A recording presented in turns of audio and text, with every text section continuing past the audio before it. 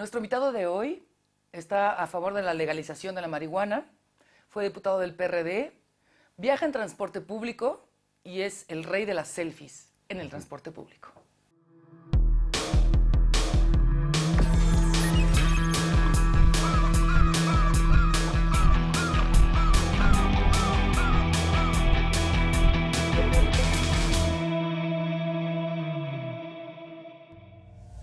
Bienvenidos a Caldo de Cultivo. Está con nosotros, ya saben quién es, Fernando Belaunzarán. Gracias por estar con nosotros. No, encantado de estar contigo, María. Oye, dije una introducción muy breve de lo que eres, lo que has sido, pero llevas una carrera política de muchísimos años. Sí, claro, empecé en la universidad. Realmente pensábamos en esos años que íbamos a cambiar el mundo. Nos lo comíamos en un... era comernos el mundo en una sola mordida, ¿no? Con el CEU, con el Consejo Estudiantil Universitario. No te lo has comido, pero has hecho unas mordiditas. Lo he intentado, sí. Y la verdad es que no está mal. No está mal poner tu escalera y subir al cielo y ver, asaltar el cielo, ¿no? En esas épocas pues acaba de pasar el terremoto. Yo estudiaba en una escuela particular, por cierto, en el Centro Universitario México. Me iba a la Prepa 6, me quedaba a dormir en la Prepa 6 a hacer guardia y me iba a mi casa nada más a bañarme y irme a la escuela, ¿no? Estaba muy comprometido, sí, yo pensaba en la revolución, estaba muy inmiscuido con Trotsky, con todo esto, y bueno, ¿no?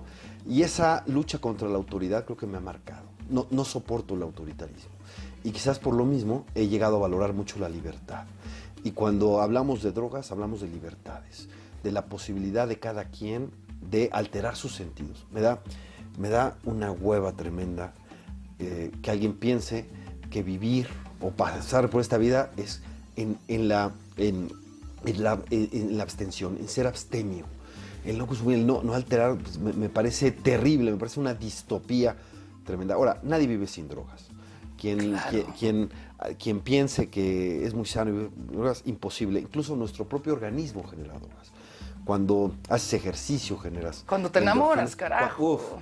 Y vaya que uno se enamora, porque las drogas hacen que uno actúe de una manera distinta. Y sí, el amor nos hace cometer cosas que no haríamos de otra manera. Es quizás, junto con el alcohol, el amor es la otra droga desinhibidora, ¿no? Pero tú has dicho algo que a mí me ha marcado, que es, por ejemplo, sí hay gente que se ha matado por alcohol, sí hay gente que se ha matado por amor. No hay gente que haya muerto por consumir marihuana, pero sí en el camino a conseguirla y en el asunto de la guerra contra el narco. Sí, así es. Y sí lo han intentado, ¿eh? O sea, no hay una sola muerte por sobredosis de marihuana, pero yo tengo algunos amigos que me creen que se han esforzado. Pero, son los míos también, seguro. pero fíjate que, y en cambio por aspirinas o por algunas drogas que te venden sin ningún tipo de receta, claro que hay suicidios, ¿no? Pero, de hecho, podríamos decir con cualquier droga, muere muchísimo más gente por perseguir las drogas que por consumirlas. Claro. ¿Cuándo empezó la humanidad a consumir drogas? Desde que nació, desde que la humanidad es humanidad. ¿Cuándo acabará? Al final de los días, ¿no? Las drogas están vinculadas a la condición humana, por eso la guerra contra las drogas estaba destinada a fracasar. Ahora, ¿las drogas son peligrosas? Claro. Sí. Pero la prohibición las hace mucho más peligrosas. Entonces tenemos que ver la mejor forma para coexistir con ellas. La prohibición no es. La prohibición es terrible en todos los ámbitos. Hoy tenemos más producción, más tráfico y más consumo, ¿no? Nada más hay que ver la encuesta nacional de adicciones. Y entonces, ¿para qué diablos nos sirve la prohibición? Es más, según esa misma encuesta, los menores de edad tienen mayor acceso que antes. Entonces, ¿para qué diablos sirve la prohibición? No tiene ningún beneficio general. Tenemos un gran problema de violencia, un gran problema de descomposición de instituciones, de zonas que controlan los criminales, etc. Pero sí hay quien se ha beneficiado en lo particular. ¿Quiénes? Los delincuentes. Gracias a eso son inmensamente ricos, porque no hay negocio ilegal más rentable que el de las drogas.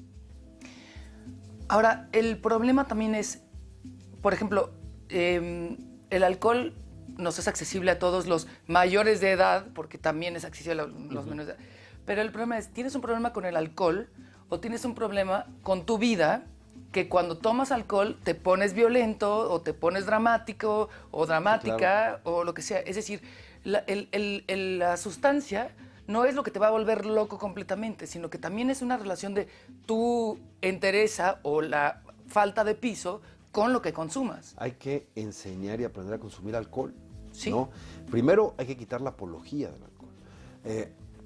Mientras en el tabaco se quitó de cualquier medio electrónico, ya no puedes encontrar un anuncio de tabaco en radio, televisión, etcétera. No lo puedes ver en espectaculares. En el alcohol todavía, ¿no? Y a veces, pues eso es un factor que puede fomentarlo, ¿no?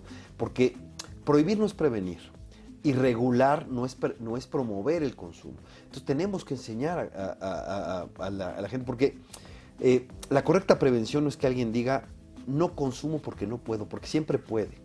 Y lo que tenga, y lo va a consumir con lo que tenga a la mano, que puede ser mucho más dañino o con menos certeza o menos calidad, etcétera, ¿no? Sino no consumo porque no quiero, y si quiero, y si lo hago, lo haré de manera responsable. Eso. Y entonces el consumo responsable de alcohol. El alcoholímetro es una medida de reducción de daños, ¿no? Sobre todo para terceros. Y entonces, correcto, hay que hacerlo también con otro tipo de drogas, aplicar la reducción de daños. Eso es más inteligente que la absurda prohibición que tiene a nuestras cárceles llenas de consumidores, que su único delito es buscar un poco de placer. Y esta sociedad hipócrita los condena cuando todos buscamos el placer, aunque algunos no lo quieran aceptar, ¿no? El problema es que está proscrito, porque según esta lógica, pues esta no es la verdadera vida, ¿no? Esta es una vida, digamos, es el examen para pasar a la otra vida. Si alguien piensa así, está bien, pero no que no se lo impongan a todos los demás, ¿no? A ver, para pasar a la otra vida, es decir, de ser bueno, Claro, porque ahí está la limpio. salvación eterna, que es la verdadera vida, te dice, ¿no? Y entonces aquí no es para el placer. Yo lo que digo es, perdón, quien quiera gozar del placer está en su derecho. Solo tiene una limitación, no afectar a terceros. Y por supuesto esto es de mayores de edad, ¿no? Porque uno tiene que hacer uso responsable de su cuerpo y puede buscar todo el placer que quiera, pero entre mayores de edad, porque en menores de edad es otra cosa, ¿no? Y ahí hay que discutir. Claro, alguien me podrá decir 17, 18 años, etcétera, pero es otra cosa. Pero menores de edad, ahí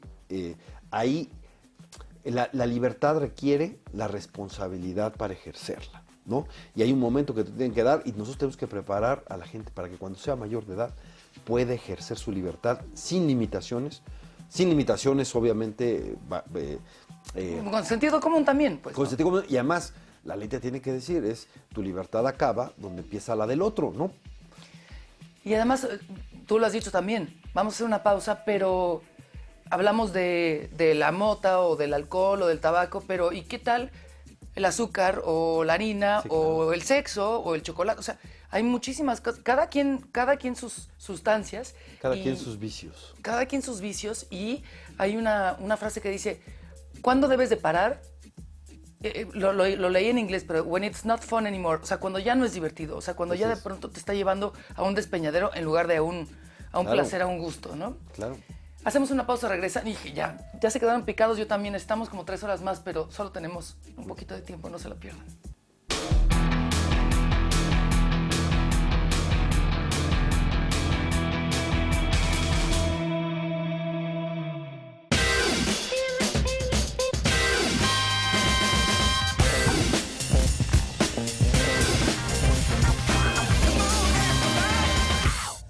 Fernando Belanzarán aquí en Caldo de Cultivo.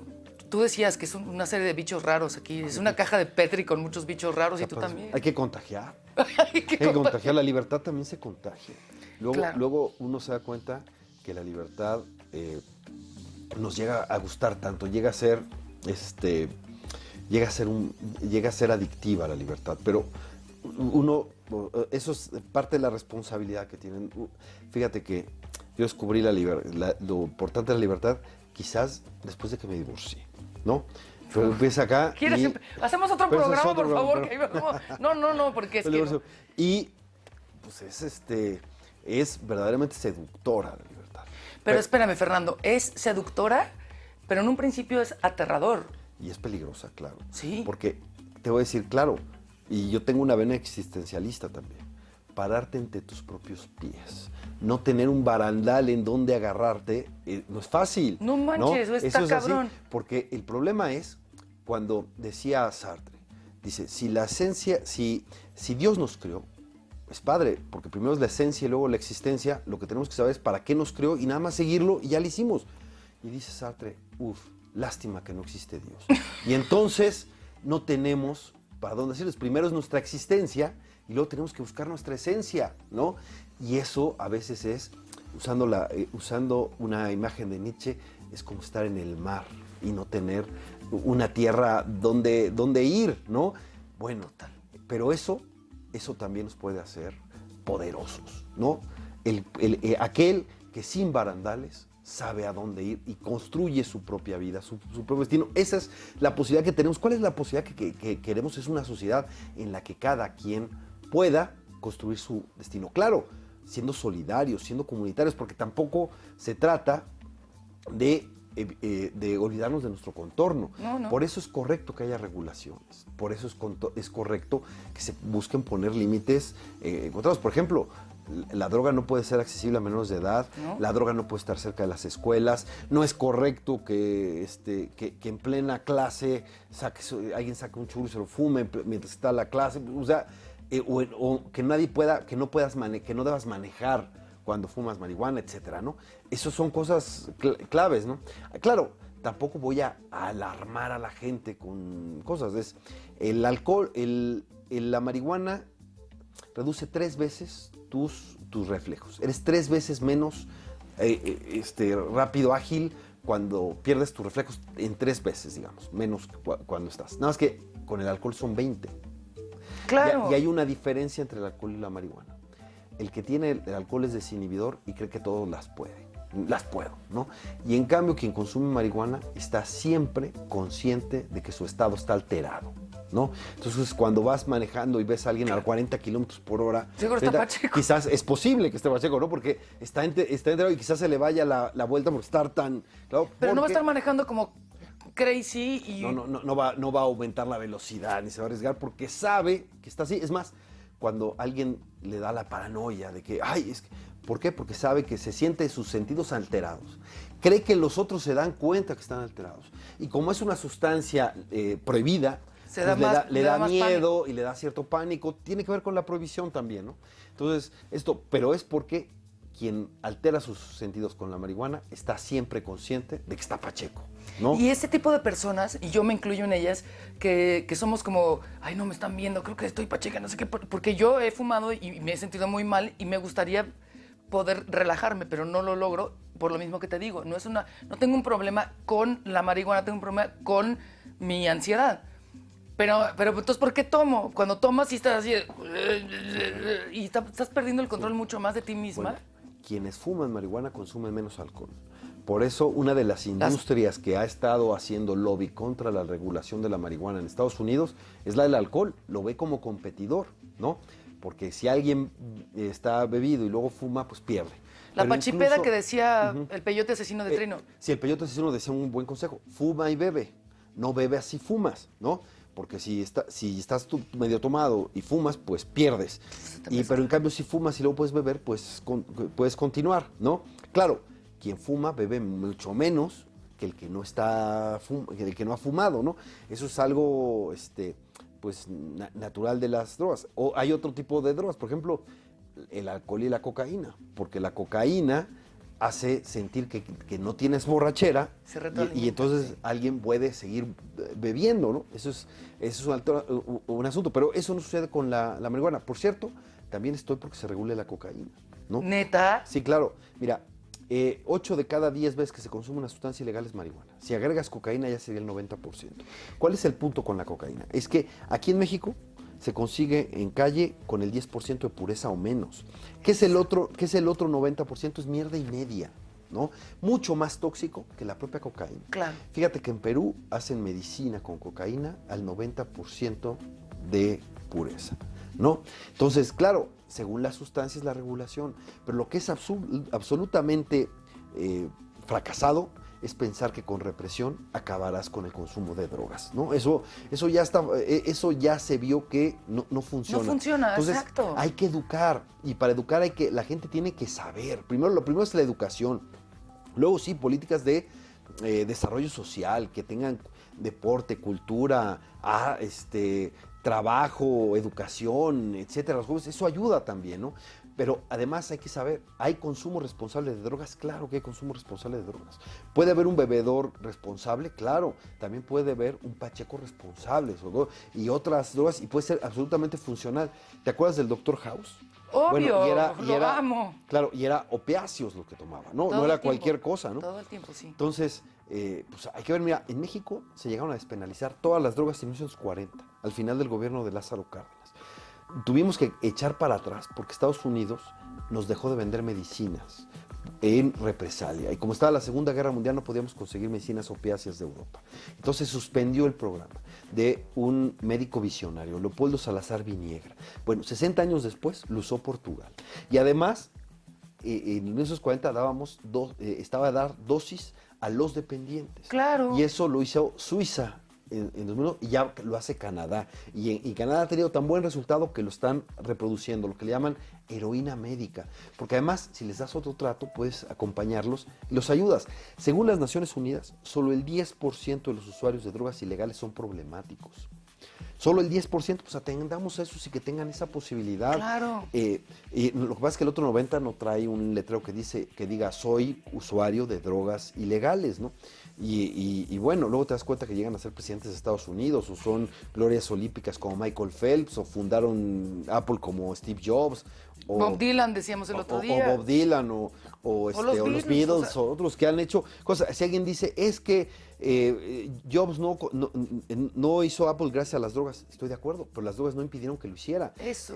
Si Michael Phelps me dice, no consiguió las medallas gracias a la marihuana, sí, pero la marihuana no impidió que lo lograra. Entonces pongamos las cosas en su justa dimensión y busquemos una forma menos traumática de convivir con las drogas, más inteligente, reduciendo los daños, construyendo personas, no apostando a la represión, al policía, sino apostando al ejercicio responsable de la libertad.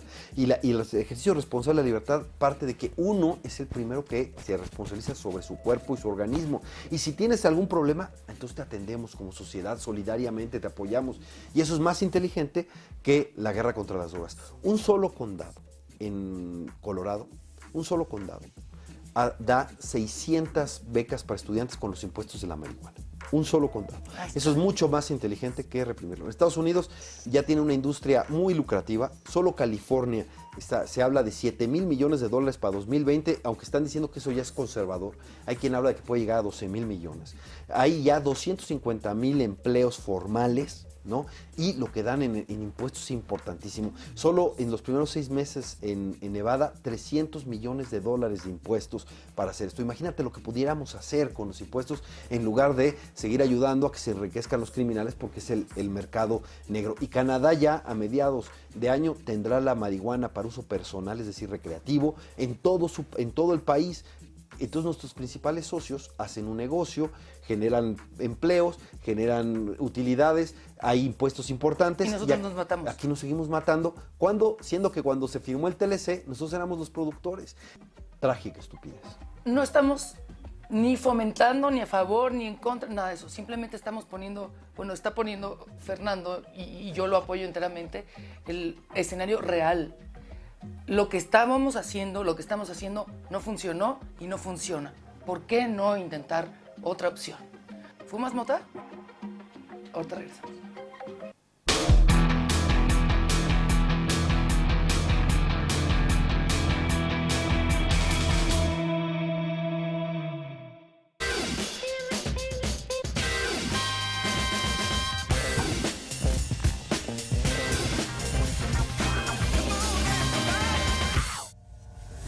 Uno más de nuestros invitados, que digo yo, por el amor de Dios, ¿por qué no tenemos 6 horas? Pero, Fernando, gracias por estar aquí con nosotros. Encantado. ¿Dónde te pueden seguir y dónde pueden enterarse también? Porque creo que clave de lo que estás diciendo es informarse. O sea, si te fumas un churro, no vas a terminar después inyectándote heroína 3 días después. O sea, infórmense, también no sean moralinos. Hay que informar. Fíjate que en varios lugares se usan la marihuana como terapia de pareja.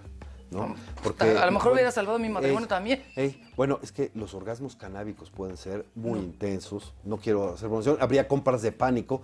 Dicen que dicen que para los cólicos menstruales también ayuda muchísimo. Para el glaucoma, para el cáncer. Para muchas cosas. Lo único que yo digo es, si quieres alterar tus sentidos, estás en tu derecho, siempre y cuando no afectes a terceros. Claro. Ese es el punto. Tienes que ser, y queremos educar a una sociedad que pueda hacerlo, porque además hay una hipocresía tremenda. Cañón. ¿No? Hay drogas en las farmacias que se venden sin receta, que son más peligrosas que otras que están prohibidas en la calle. No crean que hubo un concilio médico para determinar cuáles son prohibidas y cuáles no. ¿Y cuáles te pueden afectar? Pues todas. Nada más hay que ver las reacciones secundarias que tiene cualquier medicina. ¿No? Vivir mata. Vivir, por ejemplo, en esta ciudad, estar con la contaminación te mata. Cualquier cosa. El azúcar y otras cosas. Yo le decía a Mondragón, yo te voy a pedir algo, ¿no?